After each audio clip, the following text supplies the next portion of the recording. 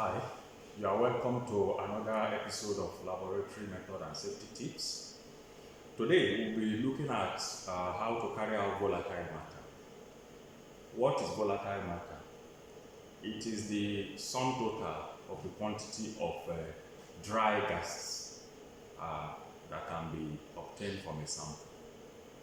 For example, coal or any kind of biomass at all. When you heat it to a temperature of 900 degree,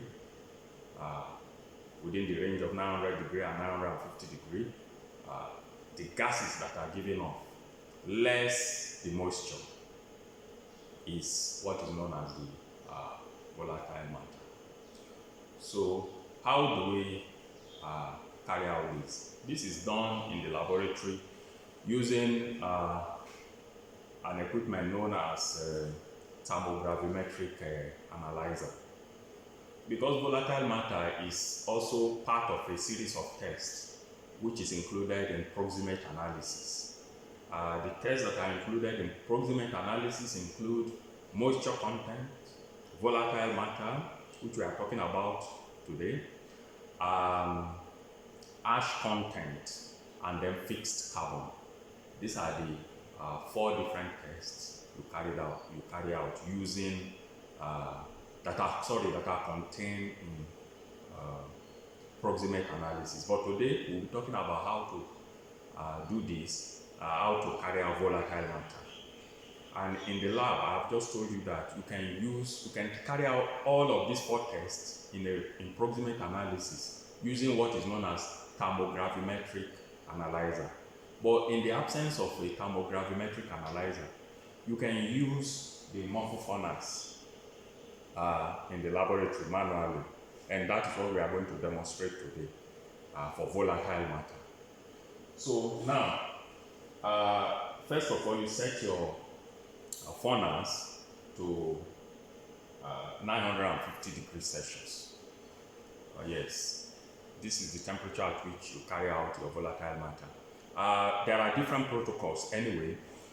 For example, you can have the protocol, if you are following the ISO protocol, it is you carry out your volatile matter at 900 degrees Celsius.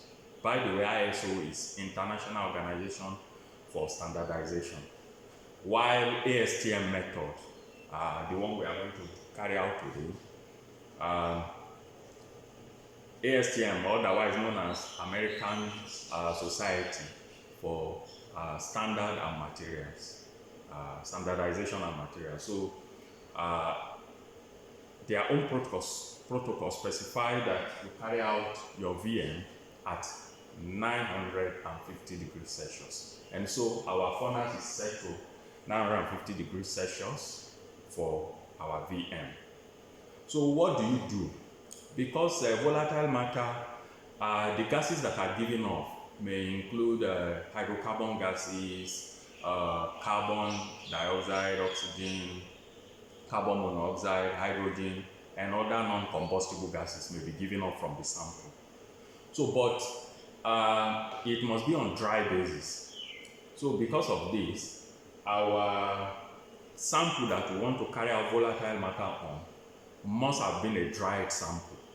Because if we carry it out with a wet sample, we must find a way of discounting the moisture. Because if you carry out with a moist sample, it means the gases that are given off are not only those other gases that I've mentioned now, but it includes moisture. And so you must discount the moisture from these gases for you to be able to obtain your volatile matter. So having known that, what you first do, the first step, is to make sure that all your sample in the crucible is first of all a dry sample. You must have carried out moisture content on it.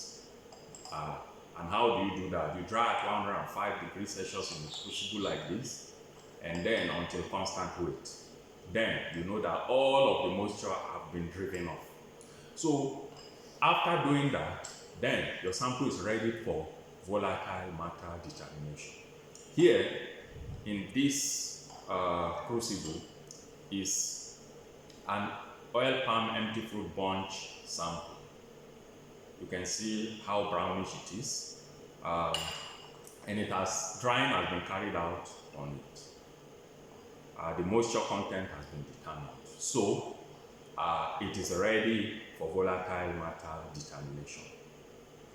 So the weight of the crucible have been taken, the weight of the lid has been taken, and then the weight of the crucible plus the sample in it and the lid has also been taken. So at the end of the day, you obtain your moisture content when you dry at 105 degrees Celsius. You get the weight again, and then you know the amount of moisture that has been driven off at that temperature. So now the sample is ready for volatile matter determination. Here I have two samples for volatile matter determination. So the crucible you are going to use for volatile matter must have lids because it is going to be it is such that volatile matter is determined in a way in such a way as to limit the amount of oxygen entering into your sample. So that's why you must have a lid. So it is not a combustion. It is not about combustion. So we are looking for the volatile matter content of the sample. So it is not combustion. So you have to limit the amount of oxygen that is going into the sample during ignition in the furnace.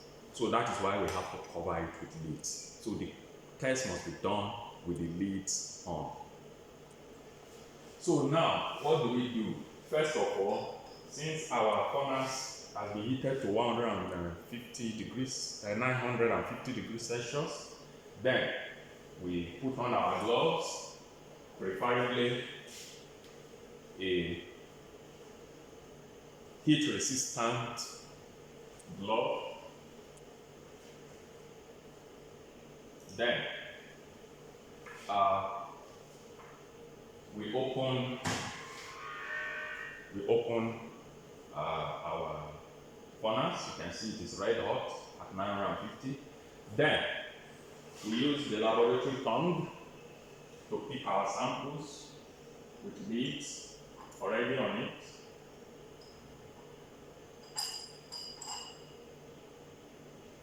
First of all, you put it at the far end of the furnace, at the door, on the door. You place it on the door like this to make sure that the furnace is heated gradually. The crucible is heated gradually. You are trying to acclimatize the crucible to this heat, this temperature, because if you put it in just directly, you might cause a shock and it might lead to breakage. As a matter of fact, the crucible we should be using for this, because of this high temperature of 950 degrees Celsius, should be a silica crucible. Preferably a silica crucible should be able to withstand this kind of temperature effectively. You may not you cannot trust a ceramic crucible, so it's better to use a silica crucible which can withstand more heat. Then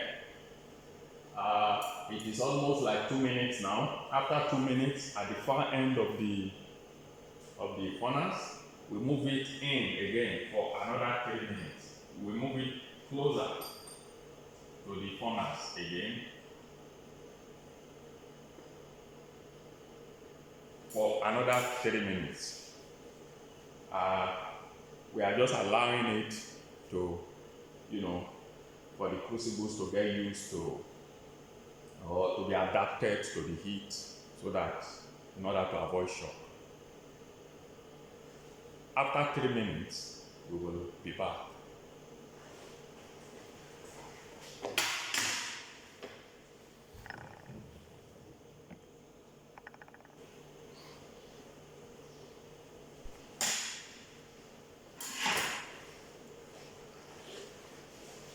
Now is 3 minutes.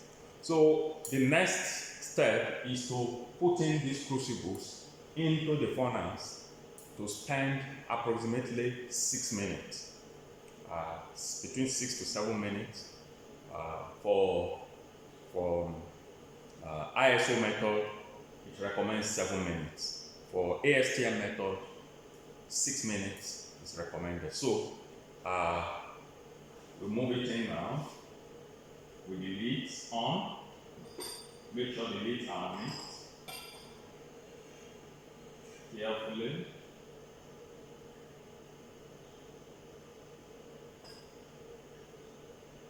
So you can see the lids are on it. Then close the furnace, and then we wait for approximately 6 minutes. After 6 minutes, we'll be back. Thank you.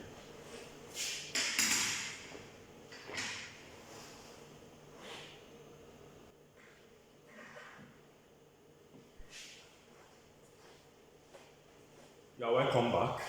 Now, we have attained 6 minutes. So, put on my gloves,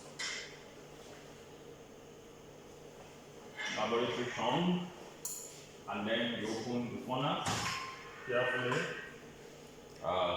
Now, you remove the samples carefully.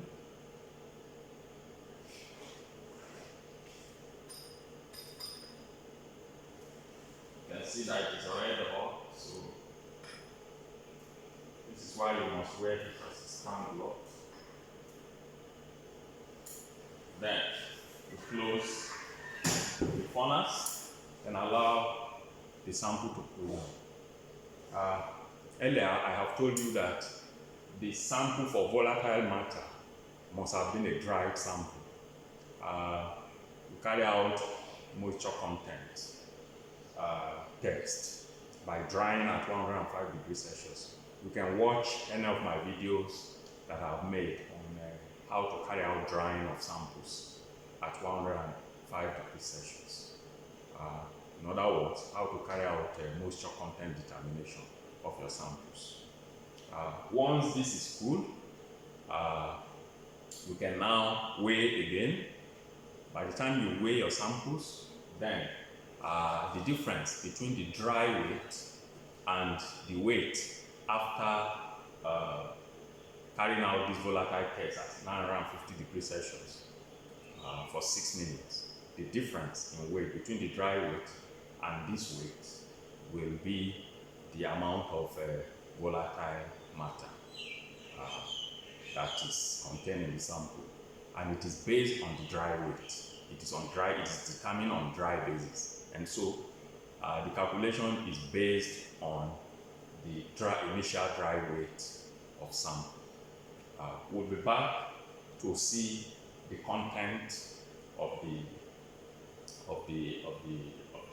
crucible, and then to weigh again. You weigh. By the time you weigh, then you'll be able to determine the volatile matter content. Come with me and stay tuned.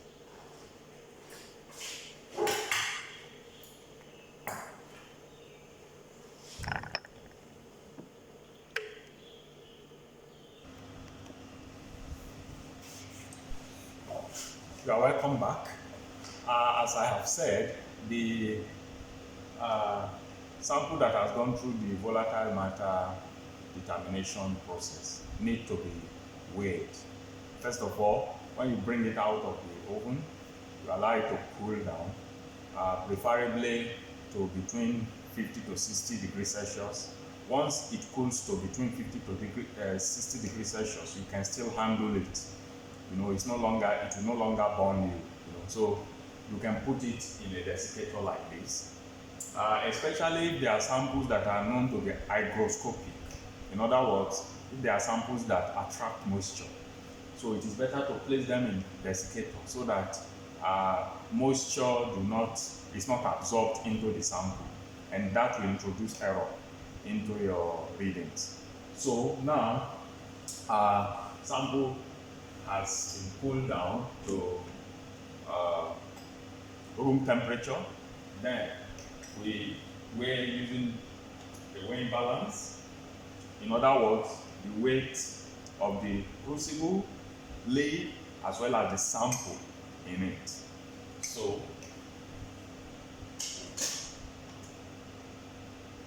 first of all, you zero your weighing balance, and then you put it in on it, and you record your readings.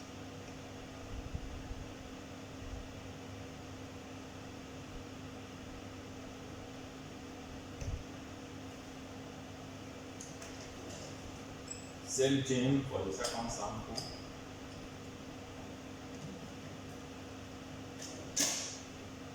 Each time, remember to zero your balance, record, allow the reading to stabilize.